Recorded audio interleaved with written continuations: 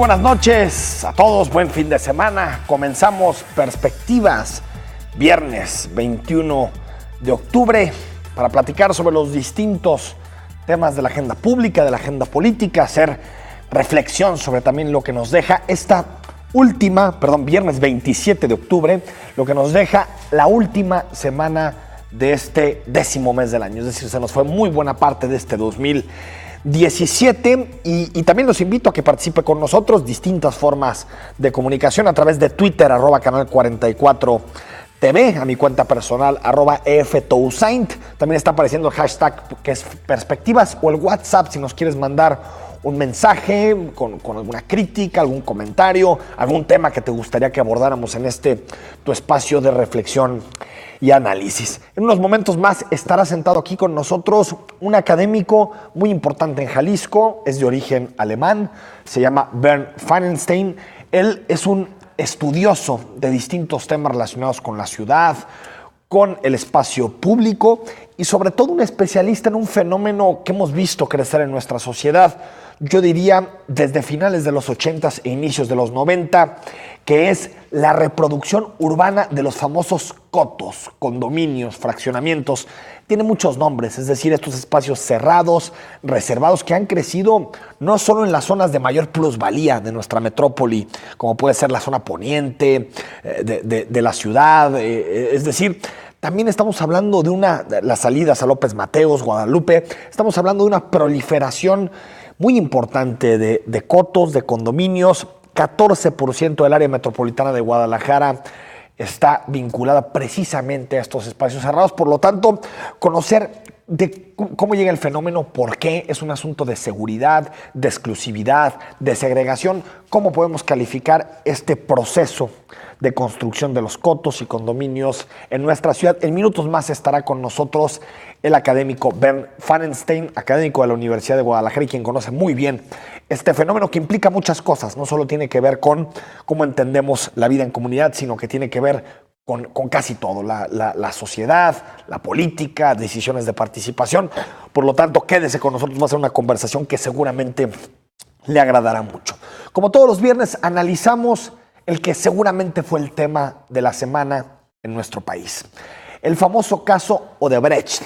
Tal vez usted recuerde un poquito lo que significa este caso tan emblemático.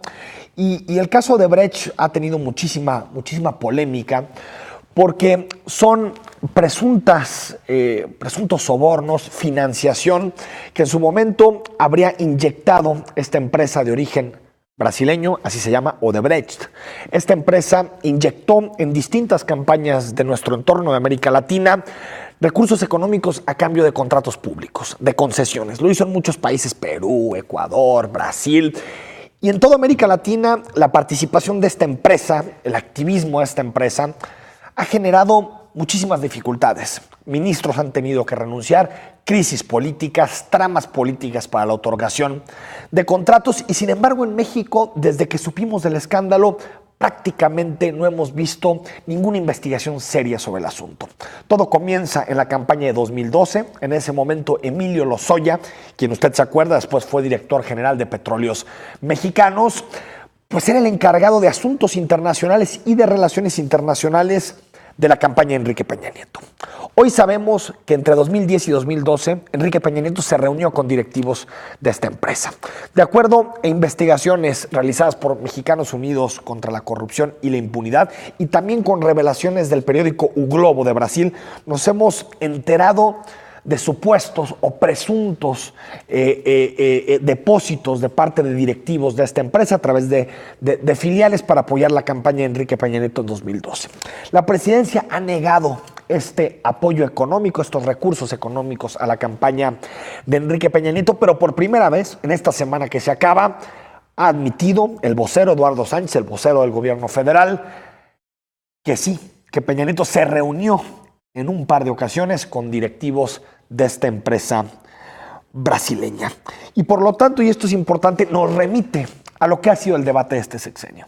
la corrupción. La corrupción ha sido el tema más importante. Pensamos que iban a ser las reformas, competitividad, energía, Pemex, y sin embargo la agenda lo que ha provocado es que hablemos todos los días de corrupción. Y el presidente en este tema en particular ha tenido declaraciones, yo diría, ni siquiera ambiguas, ni siquiera ambivalentes, declaraciones totalmente erradas en materia de lo que significa la corrupción. Esto decía, y ahorita retomamos para hacer la discusión sobre este tema, esto decía Enrique Peña Nieto al inicio del sexenio. En su primer año, la corrupción es cultural. Esto decía. La transparencia como un elemento clave para también combatir la corrupción, que fue en buena medida parte de su pregunta. Sobre ese tema déjeme referirle lo que yo he dicho y por lo que a veces he sido criticado. Yo he dicho que el tema de la corrupción es un asunto de orden a veces cultural, que es un flagelo de nuestras sociedades, especialmente latinoamericanas, y que si realmente queremos lograr un cambio de mentalidad, de conductas, de práctica, de asimilar nuevos valores éticos y morales, esto debe ser un cambio estructural dentro de toda la sociedad. Desde el gobierno hemos venido y he sido un principal promotor de hacer cambios y ajustes con la participación de las otras fuerzas políticas en favor de la transparencia. Recientemente promulgamos la ley secundaria a una reforma constitucional que ahora establece niveles y prácticas para una mayor transparencia en todos los poderes y en todos los órdenes de gobierno. Obliga a todo aquel ente o entidad pública que reciba recursos públicos a ser transparente. Y también está en curso el debate sobre una reforma para crear un sistema anticorrupción, que por un lado establece mejores prácticas en la gobernanza o para la gobernanza y por otro lado también establece mecanismos sancionadores para cuando se infrinjan estas buenas prácticas. Pero lo más importante, si bien estos son medios, son instrumentos que se abonan o van en adición a otros que se hayan creado, si una sociedad no está resuelta a cambiar para bien y para denunciar y para ser parte de una nueva cultura en favor de la legalidad, estos esfuerzos serán insuficientes. Porque a veces resulta, y de ahí a lo mejor lo que ha dado pie a algunas críticas cuando digo que esto es cultural, porque cuando que estableces verdaderamente principios, patrones, conductas que deben de seguirse, algunos quisieran que las siguieran otros, pero que esas no aplicaran para uno. Quisieran que fuera la ley hecha para todos menos para uno. Exacto. Dice, tenemos en México un dicho que dice, hágase la ley en los bueyes de mi compadre, pero no en los míos. Realmente lo que se busca, lo que debemos en esta materia, en este tema, que me parece es flagelo de todas las sociedades, y vemos casos aquí y allá señalados por prácticas incorrectas. Me parece que si realmente queremos cambiar, esto debe convocarnos a las sociedades y ser los gobiernos impulsores de una nueva cultura que nos permita realmente derribar esos muros, estos flagelos que lastiman a la convivencia y sobre todo que nos impiden realmente avanzar y sobre todo lograr mayor justicia y mayor igualdad en nuestra sociedad. Ahí está. Esto lo dijo el presidente Peña Nieto en el contexto del Foro Económico Mundial en Davos, en Suiza, pero ya lo había dicho en una entrevista con un grupito de periodistas, en particular ante una pregunta de León Krause. La corrupción, decía, es cultural y me parece que es una salida totalmente errada y falsa del presidente. La corrupción no es cultural. Sí es cierto que hay muchas prácticas arraigadas que se han venido arraigando con el tiempo, pero sobre todo la corrupción se entiende por los altísimos niveles de impunidad que hay en nuestra sociedad. Es decir, la corrupción tiene como primo hermano, como prima hermana a la impunidad, y eso queda claro en muchísimos casos de corrupción que hemos visto en nuestro país. Realmente el caso IGA es cultural, Monex, Soriana, OHL, Odebrecht, que todos son casos, por cierto, relacionados a la financiación de su campaña política en 2012. Y también volvió a hablar de corrupción. Por eso les digo que el presidente, cada que habla de corrupción, trastabilla, se cae, resbala. Lo hizo en una entrevista para El Financiero con Adela Micha y generó mucha polémica en el país. Escuchamos un pedacito de esa entrevista y lo comentamos. Si casi si hay un choque aquí en la esquina, fue la corrupción. Algo pasó en el semáforo. ¿Quién compró el semáforo que no funcionaba? Hemos tenido los ejemplos de socavones. Pues a ver, pasan en todas partes del mundo. Uno señalado, pero ha habido varios más y ahora vimos estos sismos. Y detrás de cada evento quieren encontrar un responsable, un culpable. Y siempre es decir, es la corrupción. Cuando no necesariamente asiste el que detrás de algún evento, consecuencia de algo, tenga que ver con la corrupción.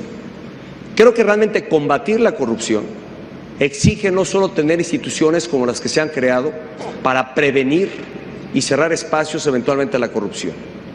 Y lo hemos hecho hoy, muchos de los servicios que ya presta el gobierno federal, que anteriormente tenía que hacerlo ante una ventanilla, hoy se han digitalizado, es decir, hoy lo pueden hacer desde su computadora o desde un teléfono móvil. Ahí está la respuesta del presidente que dice, ante cualquier problema público los ciudadanos ven que hay corrupción.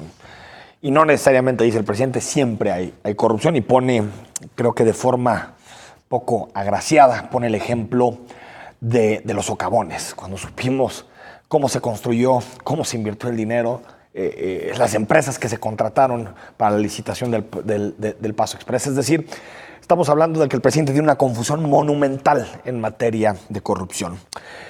Y creo que ejemplos de lo que significa la corrupción lo vimos esta semana. Ya hablábamos del caso Odebrecht, que no sabemos exactamente en qué va a terminar una investigación de este tipo. Pero lo que sí podemos decir y es fundamental es que esta semana vimos otra vez una actitud de parte del gobierno de Peña Nieto, de su partido político y sus aliados, el Partido Verde, el PANAL, el Partido Encuentro Social, para atacar directamente a las instituciones de nuestro país. Hay que recordar que fue removido de su cargo desde finales de la semana pasada Santiago Nieto Castillo, el fiscal electoral o el fiscal especializado para la atención de delitos electorales, la famosa FEPADE. Fue removido porque decidió meterse a fondo en la investigación del caso Odebrecht. Y él mismo públicamente, como creo que lo debe hacer un fiscal, dijo que había recibido presiones de parte de Emilio Lozoya para que lo absolviera y para que no fincara cargos en su contra. Eso quiere decir que un fiscal independiente, autónomo, que entiende que hay un problema gravísimo de posible financiación pública, digamos que en el momento en el que decide meterse a fondo, pone su puesto en riesgo. Dos ejemplos de lo que significa la corrupción en este país. El caso de Brecht, que se tiene que investigar a fondo para saber si hubo recursos de esta empresa transnacional para favorecer a Enrique Peña Nieto y a su campaña en 2012, y la remoción de un fiscal que estaba haciendo su trabajo, que lo estaba haciendo con total independencia y autonomía y que sin embargo al final pierde su puesto. Veremos si existe algún mecanismo que lo regrese a la FEPADE, pero de acuerdo a lo que dice el procurador interino, quien está sustituyendo en este momento al ex procurador Raúl Cervantes, no hay forma de regresarlo porque violó el debido proceso. Realmente decir que te están presionando, de que hay intereses políticos que están buscando que cierres una carpeta de investigación y por lo tanto que no llegues a los culpables, realmente eso es violar el debido proceso. A mí me parece que Santiago Nieto actuó como tenía que actuar y era decir, estoy recibiendo presiones y por lo tanto es necesario que la opinión pública lo sepa. Sí. Esto es exactamente la corrupción y no la cultura, como dice Peña Nieto, ni tampoco ese escándalo popular frente a lo que sucede en la vida diaria en nuestro país. Estamos en Perspectivas, participa con nosotros, @canal44tv, #perspectivas, @ftousaint, mi cuenta personal. A la vuelta platicamos sobre desarrollo urbano, otro tema en donde la corrupción está involucrado, con Bernd Fanenstein, académico de nuestra ciudad.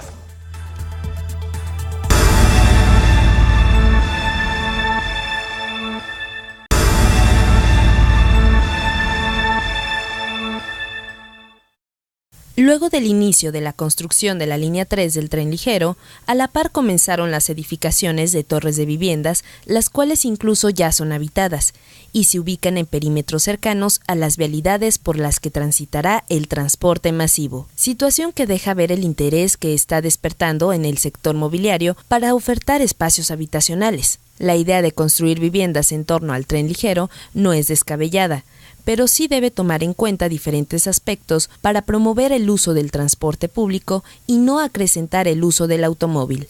Además, otros espacios donde se busca modificar los planes parciales de desarrollo con posibilidad de construcciones verticales son en los corredores de la línea 1 del tren ligero, Avenida López Mateos Sur, Avenida Vallarta y en algunas zonas de Avenida Guadalupe. La actual administración del Ayuntamiento de Guadalajara aprobó desincorporar de su patrimonio 4 predios municipales con una superficie que suman cerca de 100,000 metros cuadrados ubicados en diversas zonas de la ciudad, que han sido o serán vendidos para la construcción de viviendas principalmente.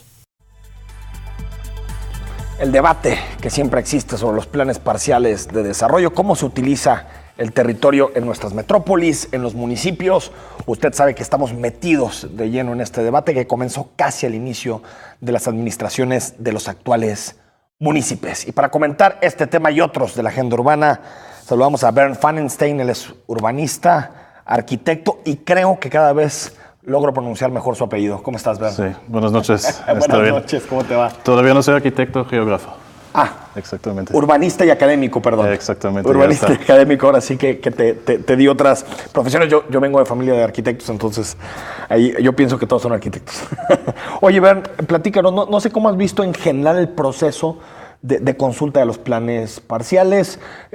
Ha sido tal vez más discutido que en otras ocasiones, eso creo que es positivo, pero sigue habiendo algunas alertas de parte de organizaciones de sociedad civil que dicen quieren hacer esto, quieren hacer lo otro, y de pronto estamos como entre fuegos cruzados, entre lo que dice la autoridad que se quiere hacer con el territorio y lo que dicen las organizaciones sociales, ¿no?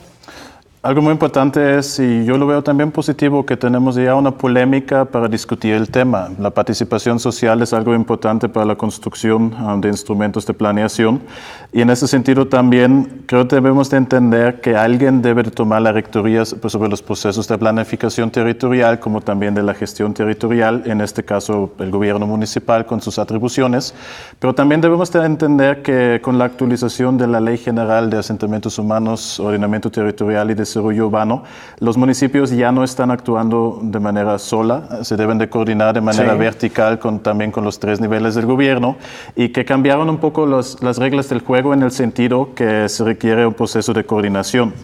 Y en ese sentido veo yo algo muy interesante, estamos aprendiendo. Tenemos 2 municipios, uno de los municipios más importantes de México actualizando sus instrumentos de planeación y lo están haciendo de una manera muy distinta. Yo veo allá como una percepción de Guadalajara que también tiene otras características territoriales, también socioeconómicas, que ya está viendo la parte fuerte de la redensificación, y por otra parte el municipio de Zapopan, que tiene características todavía enfocadas en mucho territorio y también donde estamos viendo por una parte un proceso de expansión horizontal y por otra parte estamos viendo un concepto de redensificación.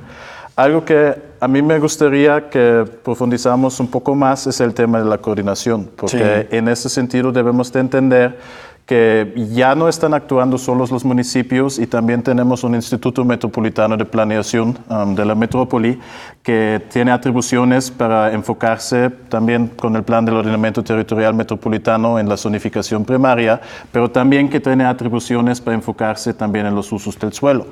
Por lo tanto, mi criterio como académico sería una pregunta abierta. Tenemos este proceso de coordinación a través del Instituto Metropolitano de Planeación para coordinar y enfocarse en un ejercicio que estamos viendo algo que esté incluyendo los 2 municipios, o es otra vez el mismo tema que estamos viendo cada 3 años con las administraciones municipales. O sea, ¿qué tanto hay una vinculación entre los 2 municipios? Exactamente. Para entender el territorio como algo conectado. Exactamente, forma, ¿no? Pensando por ejemplo a la línea 3. La línea 3 está conectando 3 municipios. Ya estamos viendo que estamos desarrollando ya proyectos de vivienda enfocados en redensificación en el corredor de la línea 3, pero por lo tanto mi pregunta sería, ¿los 2 municipios están trabajando de manera intermunicipal, Guadalajara y Zapopan, para coordinarse y tener un criterio urbano de manera conjunta? Tengo entendido que sí, ¿no? Es decir, que no sé si con una coordinación tan estrecha, pero tengo entendido que hay diálogo y que han llegado a una especie como de acuerdos de mínimos para trabajar en un proyecto más o menos similar, que también parte, tú lo sabes, Bern, del POTMET, ¿no? Que generó unas ciertas líneas maestras. Exactamente, eso sería lo importante, que tenemos una visión metropolitana, porque si no cumplimos esta visión metropolitana ya preestabilizada, donde yo veo el POTMET como un instrumento valioso, pero también que carece de una estrategia y la redensificación en este momento para la preparación de la actualización de los instrumentos de planeación a nivel municipal. Creo que sí sería conveniente también para el bien de todos, ¿no? La ciudad es de todos, a todos nos debe de interesar que estamos planeando bien la ciudad y que tenemos un sistema urbano que está funcionando, que tenemos este proceso de coordinación, porque esto va a ser clave, y por otra parte también debemos de tener un proceso transparente, un proceso actualizado con la información más reciente que estamos teniendo, y en ese sentido mi pregunta sería ahí más enfocado si los planes espaciales del desarrollo urbano son lo más importante de actualizar. Yo lo digo muy claro como académico, que no. Antes del desarrollo urbano debemos de ver cómo cuidamos nuestros recursos naturales, el medio ambiente, y antes de esto tenemos otros planes y instrumentos de planeación que necesitamos también coordinar. Pero puedes avanzar en los 2 procesos al mismo tiempo, ¿no? Cuidar tus recursos naturales, apostar por una política más de corte conservacionista, se puede decir, y al mismo tiempo replantear el territorio, porque hay que recordar, Bern, que en el caso de Guadalajara estaban suspendidos por procesos jurídicos de determinadas características, y en el caso de Zapopan ya llevaban buen tiempo sin actualizarse. Es decir, sí parecía que era momento de actualizarlos, ¿no? Definitivamente, pues la ley federal te da la obligación para revisar los instrumentos de planeación. Estoy de acuerdo que tenemos en ambos casos suspensiones por una razón u la otra. ¿Qué nos lleva a esto? Es un sistema que no está actualizado, y un sistema no actualizado no nos va a dar resultados que queremos en ese sentido para una planeación integral. ¿A qué me refiero? Yo creo que sería conveniente que no caemos, como siempre, en el trienio de la actualización, sacamos los instrumentos de planeación a último momento. No me refiero a ningún municipio en particular de manera de experiencia general. La forma de abordar estos temas. Necesitamos entender, por ejemplo, el municipio de Zapopan está actualizando al mismo tiempo el programa municipal de desarrollo urbano, como también los planes espaciales del desarrollo urbano. Yo veo, revisando esos 2 documentos, yo veo la planeación en ese sentido como un libro que estamos escribiendo. Tenemos distintos consultores, en el caso de Zapopan, de los 12 distritos, que son 12 capítulos. La introducción debe de ser una visión integral de la visión urbana territorial que estamos teniendo. Yo espero mucho ver los resultados después de la consulta pública. Si este libro que se está preparando, escribiendo, que va a ser un libro que está articulado, que es un libro que fluye con la información y que tiene las mismas conclusiones. Revisando en este momento los documentos básicos del municipio, como los planes espaciales, como el programa del desarrollo urbano, hay un margen de oportunidad para interpretar que están desarticulados. En este sentido, mi preocupación sería hasta dónde nos lleva esto si no lo tenemos bien definido. ¿Qué visión urbana estamos teniendo? Si cumplimos también la visión urbana del área metropolitana, porque es, como tú dijiste, es muy interesante, las características de Guadalajara son distintas como a este de Zapopan. Sí, totalmente distintas, son municipios muy diferentes. Y en este sentido debemos de entender que debemos de calibrar nuestros instrumentos de planeación. Y insisto, antes de tomar las decisiones como tan importantes para dedicar el uso del suelo para desarrollo, por ejemplo, redensificar, desarrollo vertical, debemos de tener la información necesaria para cuidar el interés de los ciudadanos. ¿A qué me refiero? Si no tenemos datos sobre amenazas, atlas de riesgos, naturales como sociales, actualizados, mi pregunta sería, ¿cómo estamos tomando las decisiones? Si estamos enfocando la actualización y la prioridad de los instrumentos de planeación desde una perspectiva urbana, pues hasta dónde vamos a hacer crecer la ciudad y hasta dónde debemos no permitir el crecimiento urbano expansivo, porque estamos pues descuidando el interés de los recursos naturales. Por lo tanto, insisto, necesitamos ver esto como un sistema. Tiene que haber una lógica de articulación. Exactamente. Entre ese debate que propones previo sobre cómo cuidar los recursos naturales, la sustentabilidad del territorio y los planes parciales. Y que no ves esa interconexión en este momento, por lo que entiendo. En el caso de Zapopan, creo sería conveniente, como también se está actualizando el plan del ordenamiento ecológico local, sería conveniente no hacer todo al mismo tiempo. Porque yo digo, si son distintos consultores, y tengo entendido que se contrató a un equipo de consultores externos, que también es un punto que debemos de revisar, si los propios municipios no tienen los recursos humanos de conocimiento, ¿por qué cada vez debemos demandar los planes que estamos elaborando a los consultores? Yo veo ya un posible conflicto de interés. Completamente. Y esto es algo donde también debemos de revisar. Ahí sí estamos dando continuación, porque para decirlo muy claro... O sea, ya el municipio no hace los planes en sí, sino que los exterioriza con consultores. Yo tengo entendido que el municipio de Zapopan fue contratando un equipo de consultores externos para los distintos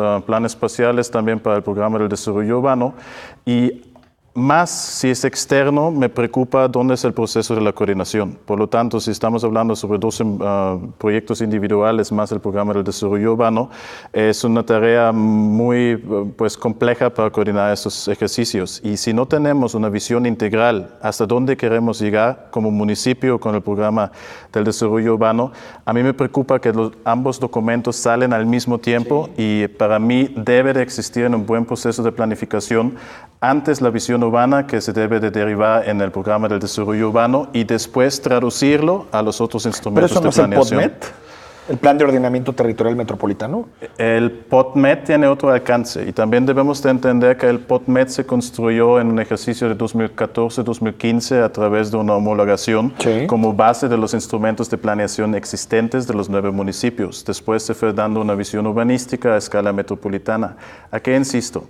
Si ya estamos viendo la parte urbanística que nos da retos en la vida cotidiana, creo no nos conviene repetir los mismos pasos. No se trata de repetir otra vez instrumentos de planeación que solamente sin estudios profundos están dedicando allá valores del suelo a una ubicación. Creo nos conviene borrar cuenta nueva, buscarnos una manera de tener la información más actualizada para la toma de decisión. Y esto requiere también paciencia, requiere un acuerdo político, social, con una parte fuerte de la participación ciudadana.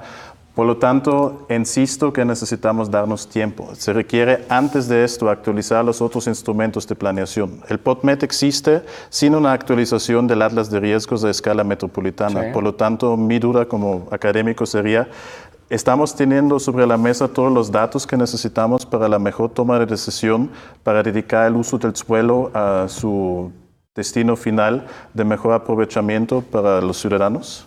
Vamos ya al corte, estamos con Bernd Pfannenstein, él es urbanista, académico, una voz que ha estado con nosotros en varias ocasiones en Perspectivas. Vamos a seguir abordando los planes parciales, pero también le entramos a su área de especialización, que son los cotos, los espacios cerrados, que ya abarcan el 14% de nuestra metrópoli. Estamos en Perspectivas, regresamos después del corte.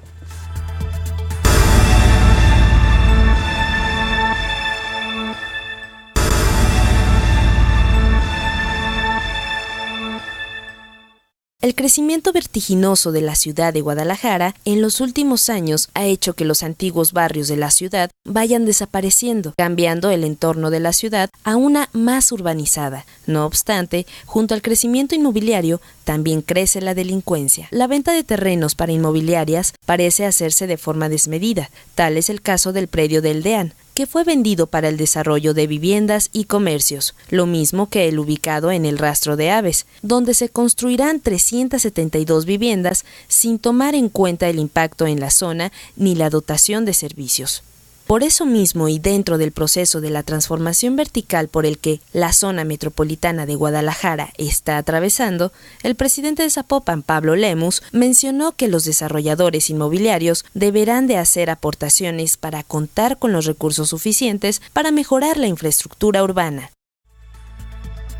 Siempre que se revisan los planes parciales, que se revisa la forma en que se estructura el territorio, el debate ciudadano, o que muchos ciudadanos nos preguntamos, es ¿quién está atrás de las decisiones?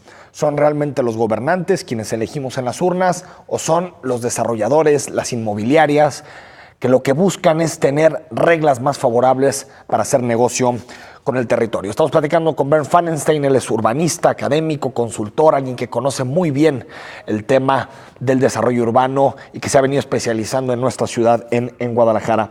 Bernd, no sé cómo ves el proceso de participación. De pronto cuando vemos los números de quién participa en las consultas, decimos, es que participa muy poca gente en este tipo de ejercicios. ¿Te parece que es así o mejor ver, digamos, el vaso desde otra perspectiva? Es decir, están participando más que antes.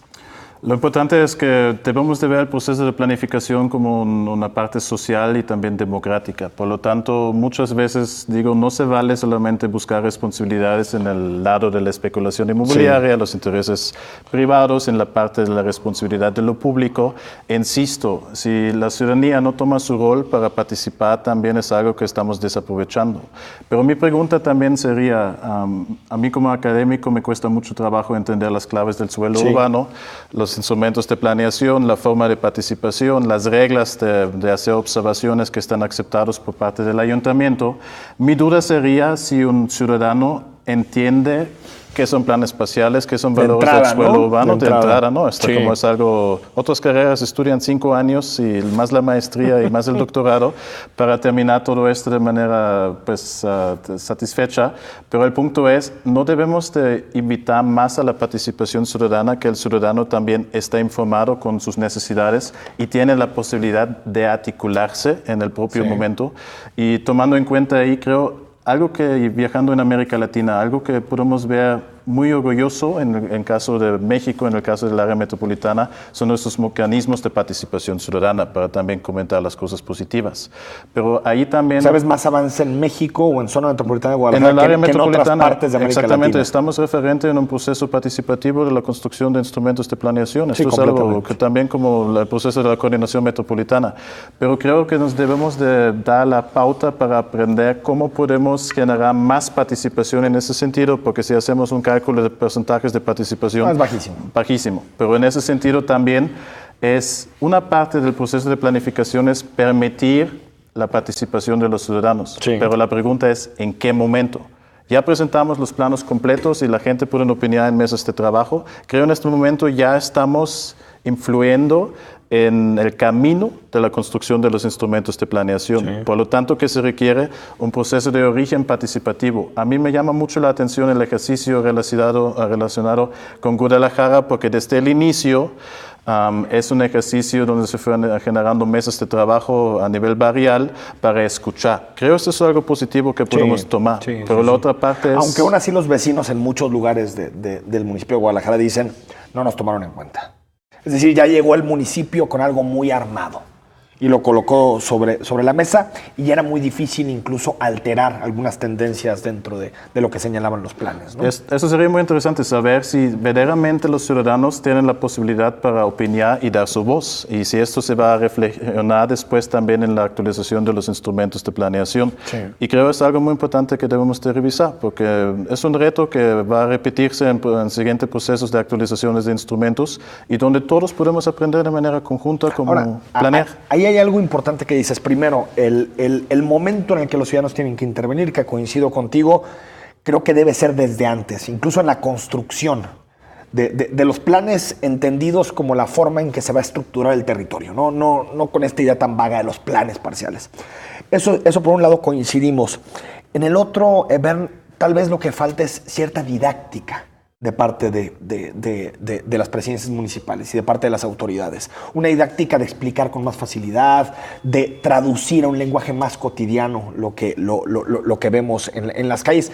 Es decir, a veces se utilizan fórmulas tan extrañas para presentar los planes que uno sospecha que detrás hay intereses inconfesables, cuando muchas veces ni siquiera es así, ¿no? Es decir, un esfuerzo de la autoridad por traducir los planes a un lenguaje cotidiano. Y esto es el lenguaje simple. No se trata de reducir conceptos, se trata de hacerlo entendible y de manera didáctica para explicarlo pues a un ciudadano que su vida cotidiana no son los planes, que no es planificación. Y creo esto sería donde también debemos de trabajarlo desde una perspectiva de la participación social organizada. Y yo veo allá un gran rol de los medios de comunicación para informar y da también allá las observaciones técnicas y las necesidades que estamos viendo. Pero hasta para los medios, porque también hay una serie de interpretaciones sobre lo que se aprueba en los planes. De acuerdo al medio que abras, es una interpretación completamente distinta, ¿no? Y la parte interesante que me hace reflexionar es la parte, vamos a ver, ya se van a autorizar los instrumentos de planeación y el siguiente día vamos a hacer mucho ruido en todos lados porque ya se aprobaron los instrumentos de planeación. ¿Por qué no aprovechamos el tiempo de manera preventiva para ponernos de acuerdo? Y yo insisto, no solamente se trata de invitar a la parte social, se trata también de invitar a los inversionistas, se trata también de entender el mercado del suelo urbano, los mecanismos de producción del suelo, para invitar también a la parte inmobiliaria, para tener la mejor posibilidad para tener un modelo de éxito de ciudad de manera conjunta. Mientras se privilegie el interés general, ¿no? Y no el interés privado de las inmobiliarias. Insisto, que creo que en Guadalajara siempre se ha privilegiado el interés de las inmobiliarias. Necesitamos cambiar el paradigma de la planeación y esto no vamos a hacer de un día al otro. Esto debemos de exigir desde la participación social organizada, la parte académica y también entender que esta participación debe de reflexionar o debe de ser algo que está en un ejercicio del interés colectivo. Totalmente. Y para mí la ciudad, como para más urbanistas, como académicos, la ciudad es espacio público. Totalmente. Y si estamos restringiendo el espacio público, el bien común, el interés colectivo para intereses particulares, creo que estamos en algo donde podemos empezar a reflexionar por qué lo está pasando. Creo ya esto ya también tenemos identificado, pero cómo logremos que esto es un proceso más transparente y donde nos quedamos más satisfechos todos. Ahí tiene que ver con participación, pero también con traducción.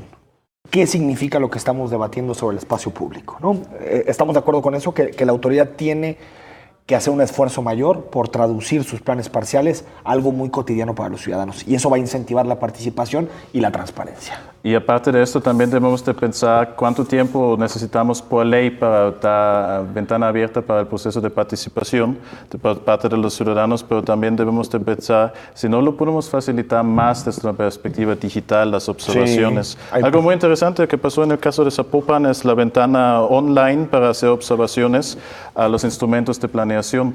Que yo vi un poco complicado ahí fue cómo descargar y tener la información a la información origen de los instrumentos de planeación. Sí, pero la tecnología dices, ¿no? Exactamente, para implementar. Y yo insisto, debemos de quitarnos la parte que estamos haciendo solamente planes espaciales. Los planes espaciales de desarrollo urbano son la última parte de los instrumentos de planeación para planificar el territorio. Y allá debemos de entender que un proceso coordinado y un proceso integral, una gestión integral de la ciudad requiere que cumplimos todos los pasos y yo insisto que necesitamos empezar con la actualización de las amenazas y el atlas de riesgo municipal como metropolitano para la mejor toma de decisión.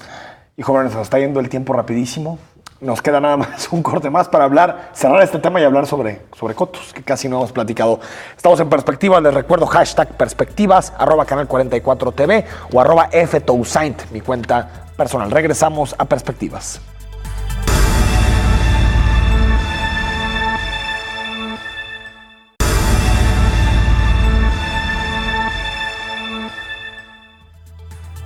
Estamos de regreso en Perspectivas. Se nos fue el programa, nos quedan nada más unos minutos con Ben Fanenstein. Él es académico, consultor, especialista en desarrollo urbano. Solo para terminar el tema, Ben, me gustaría plantearte dos temas que me gustaría que nos explicaras en relación a los planes parciales, a las definiciones sobre el territorio. Uno, mucha gente se me acerca y me dice, estamos preocupados por el boom de torres departamentales de grandes edificios.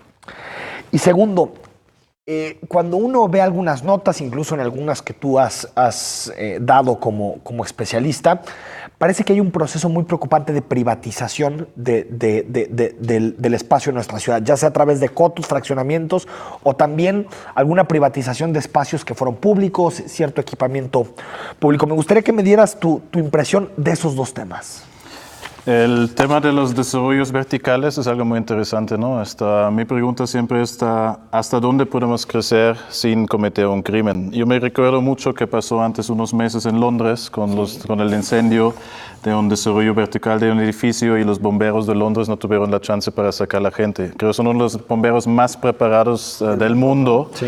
Y creo que nos debe de preocupar esto. ¿A qué me refiero? Antes de hacer desarrollo vertical, que también está dando un beneficio, obviamente, también a cuantificar la especulación inmobiliaria, no estamos hablando sobre valores bajos, estamos hablando sobre departamentos en ubicaciones periféricas que cuestan alrededor de 100 metros cuadrados, cuesta el metro cuadrado a un alto valor. Estamos hablando sobre departamentos de 2.8 millones a 4 millones. 4 millones y medio. Por lo tanto, digo, una parte sería disminuir los riesgos naturales. Estamos a 15 kilómetros en Zapopan de actividades sísmicas. Estamos en una percepción de amenazas naturales. Estamos en una perspectiva también, ¿qué va a pasar con la producción del suelo, con el mercado del suelo urbano, con la especulación urbana? ¿Quién puede pagar departamentos de este valor en una percepción céntrica o no céntrica? Esto me preocupa más. Si estamos viendo allá un modelo cartográfico del desarrollo vertical del área metropolitana, tenemos un modelo disperso, no estamos concentrando. La única área que concentra es Andares. ¿Y qué pasa en la noche si pasamos por Andares? Nos damos cuenta cuántos departamentos están vendidos y cuántas luces están encendidas. Mucha especulación, Exactamente. Sí. Y esto me preocupa. Si no tomamos en cuenta los procesos de producción del suelo urbano, con los valores del suelo en un mercado del suelo urbano neoliberal, creo que estamos en un camino donde estamos perdiendo una oportunidad. ¿A qué me refiero? La famosa burbuja inmobiliaria que tocó a Estados Unidos como a España también. Y si nos damos cuenta, los consorcios internacionales ya también están operando en Guadalajara. Leí una nota que Guadalajara es el nuevo centro de boom para desarrollos de torres de departamentos. Mi pregunta sería, ¿estamos preparados para vivir en departamentos de estas alturas? Y si no podemos buscar una versión tapatía con las condiciones locales que necesitamos para desarrollar. Y es cierto, necesitamos redensificar, pero ¿hasta qué grado y hasta dónde estamos insistiendo en un desarrollo vertical?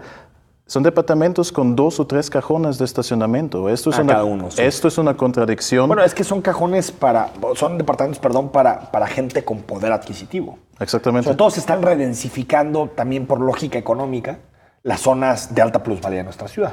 Y esto es el punto, ¿no? Que tienen coches, que se mueven en transporte privado, ¿no? Estilo de vida. Pero mi pregunta sería, a ver, si ya tenemos corredores, me refiero a Patria, Acueducto, que ya están colapsados con la cantidad de gente existente viviendo ahí, con el parque de vehículos, ¿qué pasa si desarrollamos en las pocas reservas urbanas que tenemos 200 coches más? Porque estamos poniendo allá muchos más departamentos. No estamos canalizando más tráfico y más congestión vial en algo que ya está colapsado. ¿Y a qué me refiero? El desarrollo orientado al transporte público es una cosa distinta como las propuestas de redensificación que estamos viendo en algunos municipios del área metropolitana. A que la zona de Andares tenga 70-80% de ocupación, para que veas el tráfico que va a haber en esa zona. Si ahorita ya hay horas del día que es intransitable, 70-80% de ocupación lo hacen imposible de transitar. Ahora, a ver, en relación a las torres, ¿hay algún número de pisos que sea ideal? Esto, como dice también la Ley Federal General de Asentamientos Humanos, Ordenamiento Territorial y Desarrollo Urbano, necesitamos calibrar este número a través de estudios previos de la infraestructura, de los servicios, de los cambios de valores, hasta dónde podemos permitir un desarrollo vertical con la cantidad de departamentos que estamos viviendo. Esto me preocupa porque, conociendo un poco las bases cartográficos del área metropolitana, creo que en este momento hay una ausencia en la cantidad absoluta de esta información requerida para la mejor toma de decisión. Por lo tanto, no conocemos exacto. Creo que estamos en una etapa donde estamos aprendiendo. Todas las ciudades están aprendiendo cómo hacer un desarrollo vertical, pero creo que no debemos de caer en la etapa de la improvisación, porque esto ya no hace más falta a esta ciudad. Y sobre el segundo punto, ciudad privatizada. Esto es algo que nos debe de preocupar. Me anoté acá, estamos ignorando la realidad de la ciudad. Estamos ignorando que ya tenemos con la actualización del último estudio, del estudio de las urbanizaciones cerradas, de la segregación a través del concepto de la autosegregación y dentro de los famosos cotos de los muros, 16% de la superficie urbana de la ciudad ya está dentro de un concepto de restricción. No todos son privatizados, pero la mayoría debemos de revisar. Es decir, que tenga una pluma, que tenga... Tenemos una pluma, tenemos un mecanismo de control de acceso, tenemos los muros. Al final, para ponerlo en palabras simples, no podemos transitar por estas áreas sin ser invitados de los ciudadanos que viven dentro. ¿Y qué me preocupa? Que es una reflexión o una representación de la segregación socioterritorial. Y esto es un fenómeno que no solamente toca a Zapopan, Guadalajara, área metropolitana, sí. Es un fenómeno en México como América Latina, pero debemos de empezar a estudiar qué son los impactos negativos de esto y qué son las consecuencias. Estamos hablando casi sobre 3,000 urbanizaciones cerradas a escala metropolitana. 3,000. Y es una tasa de crecimiento considerable. Y más, salió una nota en el Milenio a través de Agustín del Castillo enfocado que la ciudad de Zapopan es una ciudad privatizada. Es una pregunta que debemos de resolver y revisar, pero el punto es, necesitamos tener datos para la toma de decisión. El mismo programa de ONU Habitat, Zapopan 2030, tiene la conclusión que la fragmentación territorial como la segregación es un gran reto. Yo no veo una reflexión de estos instrumentos como Zapopan 2030 en este momento en la actualización de los instrumentos de planeación del municipio. Sí llega en el programa del desarrollo urbano una parte que se refiere a conceptos de segregación, fragmentación, pero es medio página y creo que se están equivocando desde una perspectiva académica de los conceptos que están usando. Por lo tanto, ¿qué debemos de hacer? Si estamos ignorando la realidad de la ciudad, y me refiero solamente al proceso de la autosegregación de los cotos, a mí me preocupa más la gente que estamos expulsando. Sí. A mí me preocupa más la gente que no pueden participar en una ciudad de manera integral, que le estamos dejando en los retos afuera de la mancha urbana, sin posibilidad de tener una vida pues fácil ahí. Y esto es algo que yo veo una gran responsabilidad en la actualización de los instrumentos de planeación, que debemos de incluir estos conceptos. El estudio de las urbanizaciones cerradas se va a presentar el próximo mes en la reunión de la CEPAL, la Comisión Económica. Eso te ibas Exacto. Y vas a participar en una reunión de expertos convocado por la CEPAL sobre segregación en específico, ¿no? Sobre temas de planificación, y que yo tengo una invitación a través de una convocatoria abierta para presentar el caso del estudio de las urbanizaciones cerradas en el área metropolitana. Okay. Por lo tanto, yo veo allá una postura crítica es importante, pero no se debe de interpretar como algo que es una amenaza. Al contrario, es algo donde estamos empezando a mejorar la calidad de vida y los instrumentos de planeación que se requieren. Yo fui teniendo una invitación por parte del director de ordenamiento territorial del municipio de Zapopan, el arquitecto García Juárez, para presentar el estudio con los consultores del municipio de Zapopan, y lamento mucho que al último momento se fue cancelando esta reunión. ¿Quién te había invitado? El director de ordenamiento territorial, que es el responsable para la actualización de los instrumentos de planeación del municipio de Zapopan. Para hablar con ellos sobre estos procesos. Presentar el estudio, presentar y dar una opinión académica, una voz crítica sobre la realidad que estamos viendo. Por una parte, como está diciendo Alexander von Humboldt, estudios científicos al inicio no están valorados en per se, pero son 3 etapas. La primera etapa estamos viendo que no existe el fenómeno, después no importa y después se está dando crédito a alguien más. Pero por lo tanto, insisto, si no hacemos un discurso crítico, involucrar lo académico, los consultores, los tomadores de decisiones, nuestros ciudadanos, los intereses particulares del mercado inmobiliario, mercado del suelo, ¿y a qué me refiero? Todos los agentes que formamos la ciudad, creo no estamos avanzando de manera integral.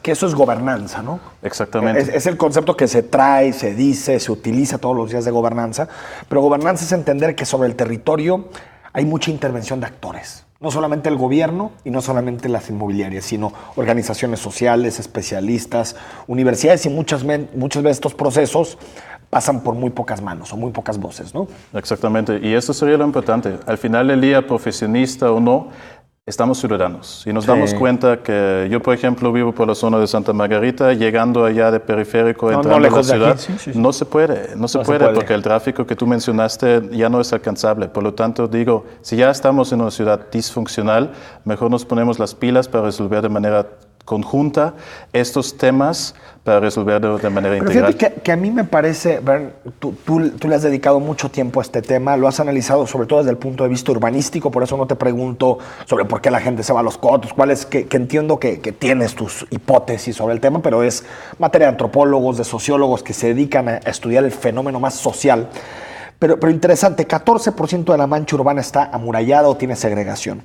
22% en Zapopan. Es un dato que tú mismo diste hace poco tiempo. Y en el Congreso, por ejemplo, se discutía el tema, una iniciativa de Augusto Valencia, de Movimiento Ciudadano, para regularizar, para un poquito debatir el asunto de los cotos y de los fraccionamientos. Y ni siquiera ha llegado al Pleno, a la votación. Parece que es más un tema que preocupa a los académicos, ven, pero parece que los políticos están muy cómodos. No sé si es porque ellos viven en cotos, si no quieren hacer nada, si hay gente muy poderosa, pero parece que nadie tiene el incentivo para corregir esta práctica de privatización de la ciudad. Y para mí la iniciativa de las organizaciones cerradas es interesante y es algo muy innovador en América Latina, que también como el concepto de la gobernanza que estamos explotando y que nos da mucho prestigio y vanguardia. Insisto, la planificación territorial no es un asunto legislativo, es un asunto técnico, plenamente técnico, y por lo tanto nos debemos... También es político, ¿no? También debemos de entender que políticas urbanas tienen la percepción política también. Claro. ¿A qué me refiero? Creo que estamos en un momento muy oportuno con el trabajo de la Agenda Urbana de Jalisco, que también está liderando la Universidad de Guadalajara, para armonizar la Ley Federal de Asentamientos Humanos, Ordenamiento Territorial y Desarrollo Urbano, y empatarlo e incluirlo, armonizarlo a nivel estatal y también dialogarlo con los municipios. Ya debemos de entender que ya no estamos actuando solos, todos estamos juntos, y si no tenemos reglas del juego claros, transparentes, aplicables para todos, no estamos entendiendo el juego que se llama desarrollo urbano. Bern, gracias por haber estado aquí con nosotros. Muchísimas gracias. Siempre por tu tiempo. Gracias a usted también. Buen fin de semana. Hasta el lunes en Perspectivas.